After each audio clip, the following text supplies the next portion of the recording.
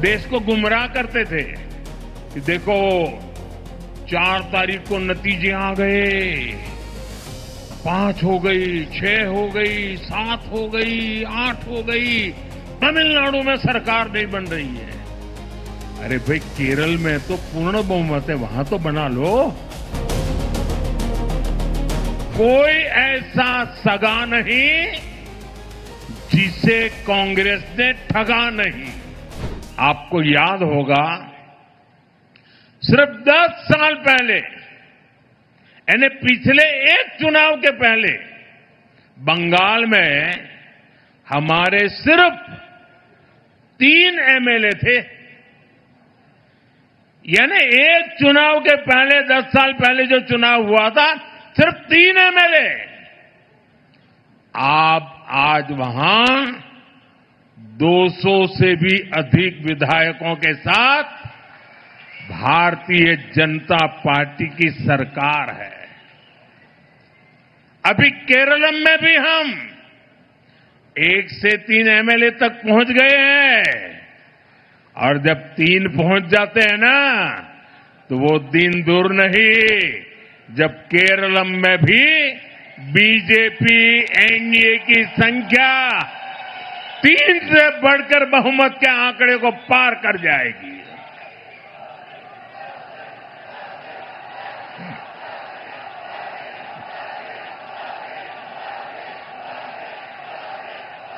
साथियों, हम 12 साल से केंद्र में हैं। देश के 21 से ज्यादा प्रदेशों में बीजेपी एनडीए की सरकारें हैं, और हम राज्य के विकास से देश के विकास का मंत्र लेकर काम कर रहे हैं।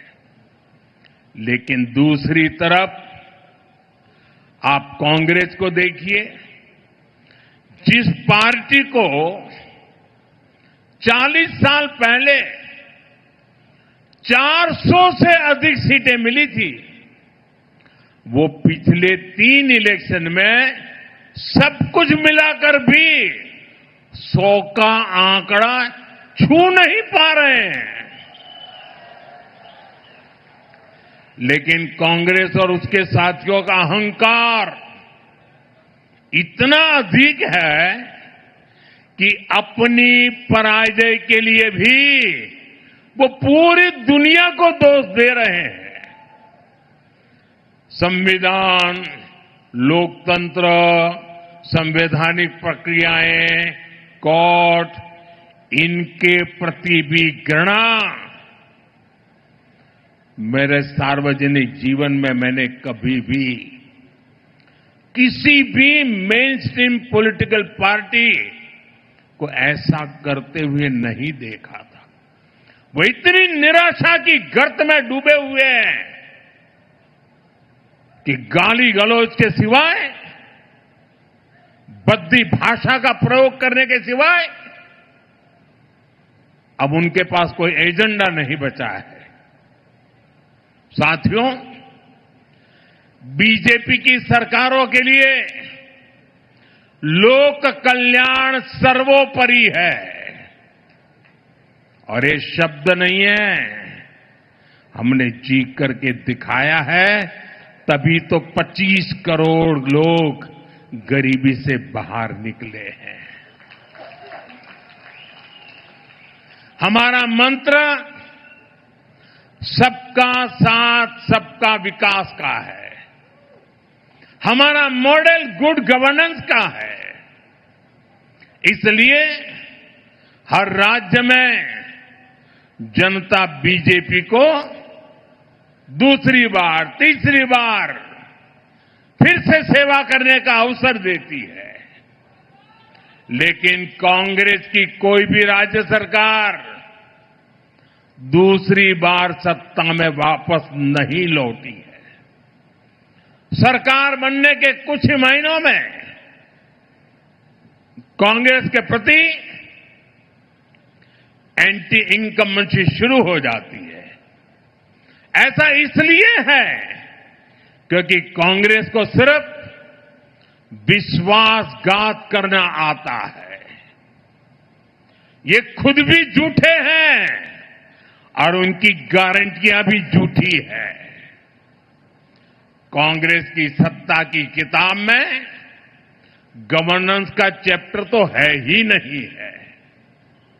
यहां कर्नाटका में भी पिछले 3 साल से हम यही देख रहे हैं। जनता की समस्याएं सुलझाने के बजाय यहां की सरकार का ज्यादातर समय आपस के झगड़े सुलझाने में लग रहा है। ये तय नहीं हो पाता है कि ये मुख्यमंत्री कितने दिन रहेंगे। ये तय नहीं हो पाता कि दूसरे को मौका मिलेगा कि नहीं मिलेगा, लटकाए रखा है। इतना ही नहीं, ये मैं देख रहा हूं इनकी इकोसिस्टम, तमिलनाडु में प्रक्रिया चल रही थी और इनकी इकोसिस्टम दिल्ली में बैठे बैठे देश को गुमराह करते थे कि देखो 4 तारीख को नतीजे आ गए, 5 हो गई, 6 हो गई, 7 हो गई, 8 हो गई, तमिलनाडु में सरकार नहीं बन रही है। अरे भाई, केरल में तो पूर्ण बहुमत है, वहां तो बना लो। ये इकोसिस्टम केरल के लिए चुप है, नेता नहीं तर्क पा रहे। 2.5 साल की फॉर्मूला करे कि 1-1 साल के 5 मुख्यमंत्री की फॉर्मूला करे, अभी तक उनको नतीजा हाथ नहीं लग रहा है। और अपने पार्टी के नेताओं को भी वादे करना और फिर पीठ में छुरा भोंकना। छत्तीसगढ़ में वही किया, राजस्थान में वही किया, कर्नाटका में अभी भी वो खेल चल रहा है। अब केरला की बारी है। साथियों, हिमाचल में तो कांग्रेस सरकार के हालत सुनकर के आप हैरान हो जाओगे। ये इनकी इकोसिस्टम है, मीडिया वाले बाहर बात आने नहीं देते। हिमाचल की हालत ये है, वे सरकारी कर्मचारियों को उनकी सैलरी तक नहीं दे पा रहे हैं। इधर तेलंगाना में क्या हाल है? किसानों को आत्महत्या के लिए मजबूर होना पड़ रहा है। यानी कांग्रेस जहां पर भी है, वहां या तो शाही दरबार की खातिरदारी में खजाने की लूट हो रही है या लूटे हुए पैसों के लिए झगड़ा हो रहा है।